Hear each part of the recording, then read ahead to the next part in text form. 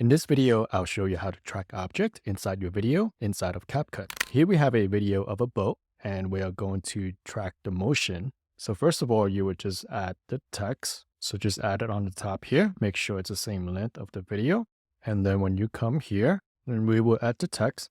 And then you can come to the right side to change the font, the size. You can also move it to the right side. And let's do a different color so we can see better. Let's do this yellow. And then after you select the text, you would come to tracking and go to motion track.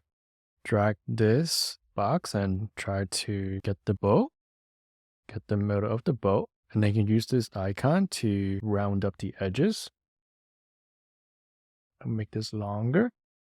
And I will round out the edges right there. Okay, that looks good. And then when you come to the right side, you want to select both for direction.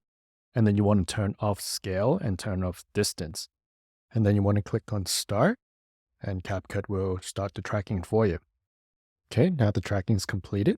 Okay, now we can take a look at what it looks like. As you can see,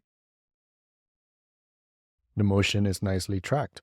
So after the motion is tracked, you are freely to be able to adjust this. So you could, move this, you could make it bigger, and then the motion will still be tracked.